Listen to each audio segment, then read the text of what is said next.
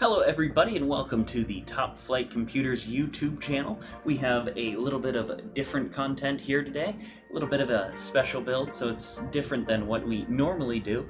Normally on our channel, as you guys can jump back and see, is we do a lot of live streams basically every single week, if not 2 or 3 a week. I know the week that we are filming this video, we already had one on Tuesday, and we're having another one on Friday. So if that content sounds interesting, go ahead and hit that subscribe button right down there. My name is Connor. So you guys clicked on this video, you've read the title, you know what this is for, most likely. If not, I'm going to quickly go through it.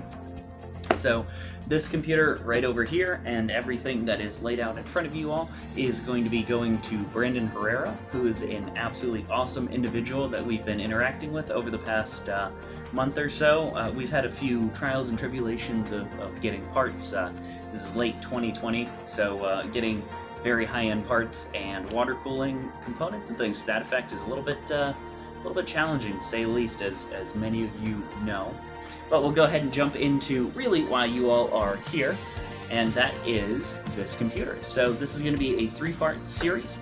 First part being this one's going to be kind of an introduction, go over some of the parts and some of the water cooling components and things to that effect.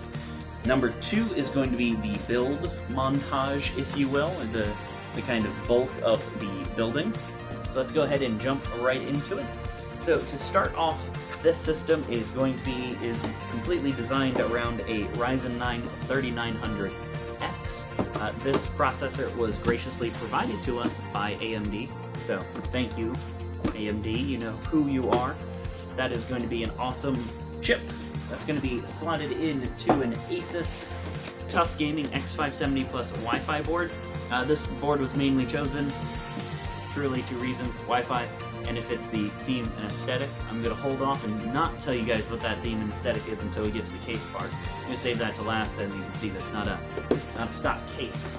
So moving on from there, for storage, we have a 512 gig HP SSD. This is the EX950 M.2. Like I said, this is the 512 gig model. Then we're also going to be throwing in a 1 terabyte. We're still waiting on that to arrive, as well as the RAM. That's the only other part that we're waiting on. The RAM is going to be a 64 gig kit of DDR4 GSkill 3600 megahertz Trident Z RGB. I know I mixed a lot of those up, but trying to pull that off of my head. As for the long-term storage, we have 2 8 terabyte Western Digital Reds. They're going to be run in a RAID 1 configuration, so that will be a exact mirror copy.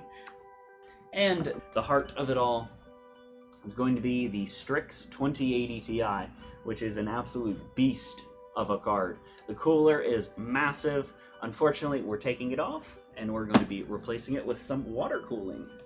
We'll get to that here in just 1 sec. And then for fans, we are replacing... Actually, the case didn't really come with any decent fans worth mentioning, so we're going to be tossing in some ML120 Pro RGBs from Corsair. We have 6 of those going in this system. And as for the case, again, I'll touch on it later, but this started life as a Cougar Conqueror. So, let's jump into some of the water cooling components.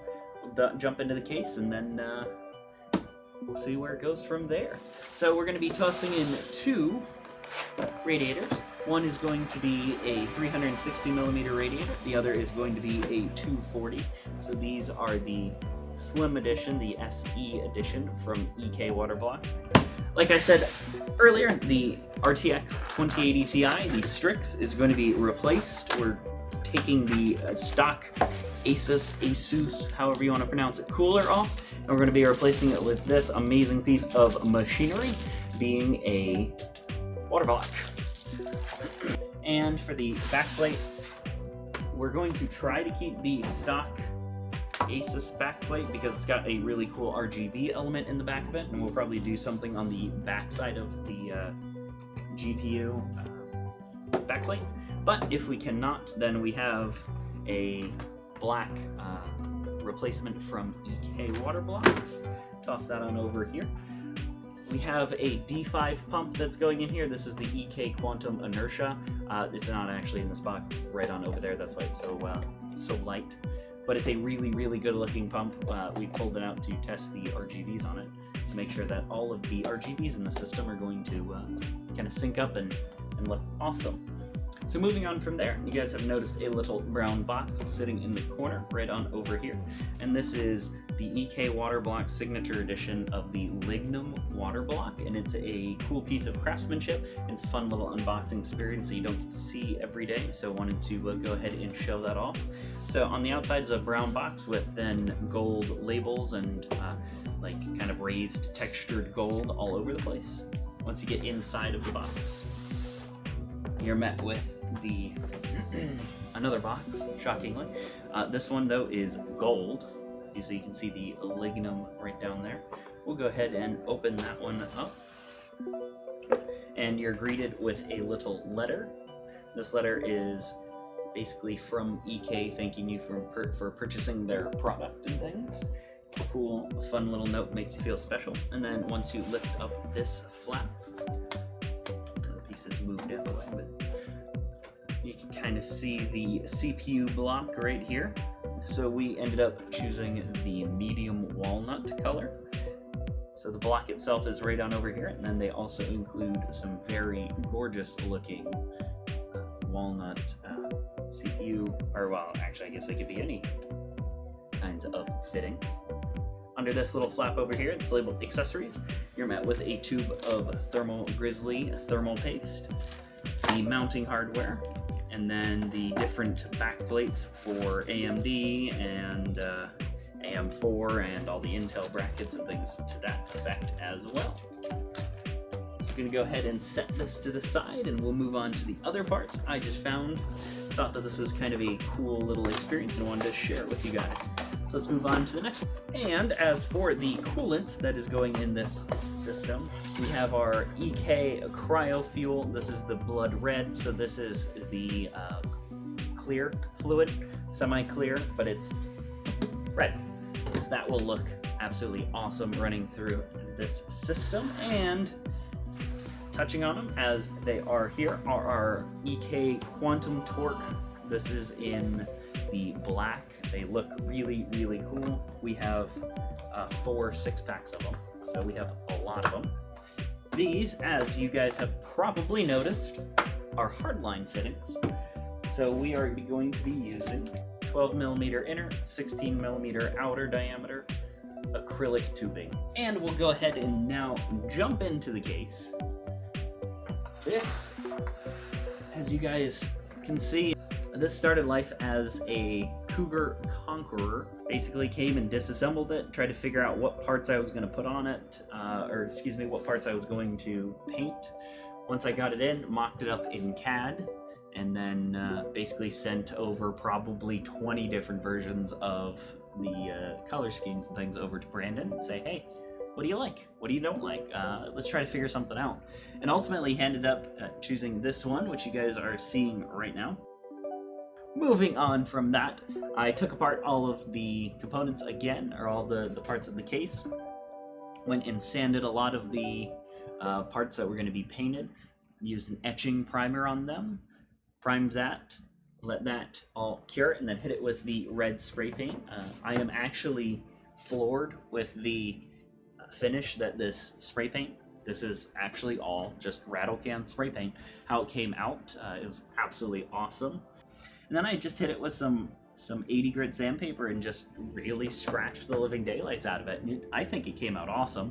Actually touch on all of the rest of the case. So the rest of the case was actually a cool black color just from the factory. And when I actually sanded it down, it revealed a little bit of a blue finish. It was cool because they actually blued the steel or aluminum or whatever it is to kind of paint it black. So I was able to sand it down and get down to that blue finish on a lot of different parts and give some really cool variation and juxtaposition in different parts of the case where I thought it'd be kind of worn. As the front panel there, we just took a drill to it and basically poked a bunch of holes into it and made it look like it was kind of battle worn, which came out really cool looking. As for the case, that is it. The only extra part is this little side blade right here. This is the stock side blade. Originally it was orange, as you guys recall from the photo. We made it red. That was actually going to be a test piece, but it came out so good that I actually really like it. On top of that, we also made another side blade. This one is out of red plexi. There's a lot of fingerprints on it, as I just put more on there, but we'll get that all finished up afterwards. And that'll go right up here and replace this one. Brandon really liked the kind of clear, more opaque look, or semi-translucent look, I should say, on the red side panel, so you can kind of see into and see the internals a little bit better. So we are going to give basically the option for both. Alright everybody, and I've been teasing you with the theme so far, but I'll go ahead and tell you what it is now. If those of you that do not know, Brandon Herrera is also known as the AK Guy. He owns a company called the AK Guy, and a website also called theakguy.com.